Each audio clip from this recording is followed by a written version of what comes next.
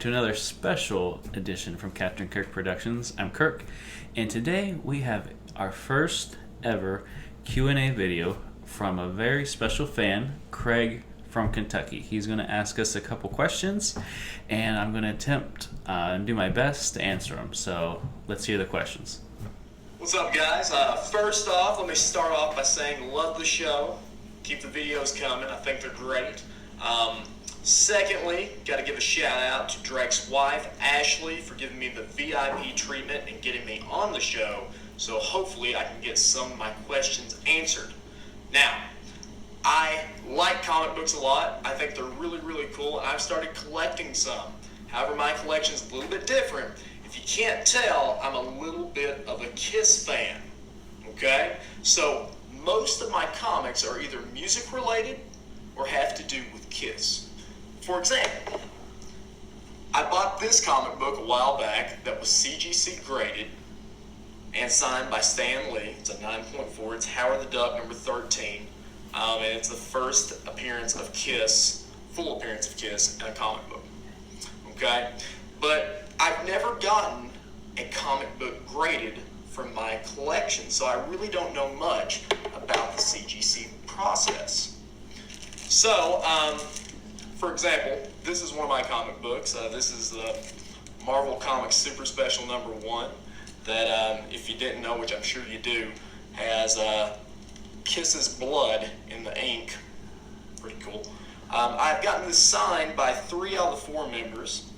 Gene Simmons, Ace Frehley, and Peter Criss. I'm missing Paul, but once I get that, I would like to get this book CGC graded as well as several of my other books. My question to you guys is, how do I go about doing that?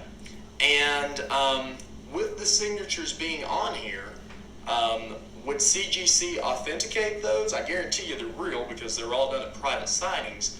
Or would I have to go about doing that a different way? So 1, how do I get comic books graded through CGC? And 2, if they already have signatures on them, will they be part of the signature series that CGC does, such as the Stan Lee one that I have right here? All right? Everybody have a great day. Keep the videos coming, and I'll keep watching. See you guys. All right, Craig, those are great questions. I appreciate the submission. So here's what I'll tell you about the CGC submission process. I like my job, like to delegate that to someone else. So I would recommend sending your books to get pressed if you want to get the highest grade possible and having them send it off. I use Josh Avery, and he does a lot of high volume submissions, so he also gets 20% off. So to me, it's worth it to do that route and have him do it. If you don't really care about that, you can submit directly to CGC. They have a form that you print out online and you fill it out and you send it in with your books. So you have to kind of determine what you feel like the value of the books are before you send them in. I don't know if you heard me talk about that in some of my other videos. Like, there's different tiers. There's like a $200, $400, $1,000, $3,000, and then anything else above $3,000. So you also have to kind of have an educated guess there.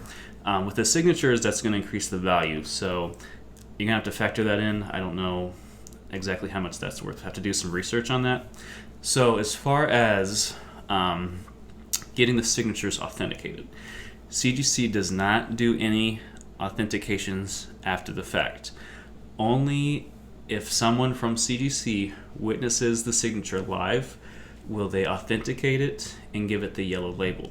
So if you were to send that book to them that you have all the signatures on, I think it would come back a blue label, but I think there might be like a note on it that there's signatures or writing on it or something like that. So what I would recommend, if getting that kind of stuff authenticated is important to you, is sending it to CBCS. One of my first submissions I ever did, I sent a book. I had Jason Momoa sign at a Comic-Con where there was no signature witnesses from any company there.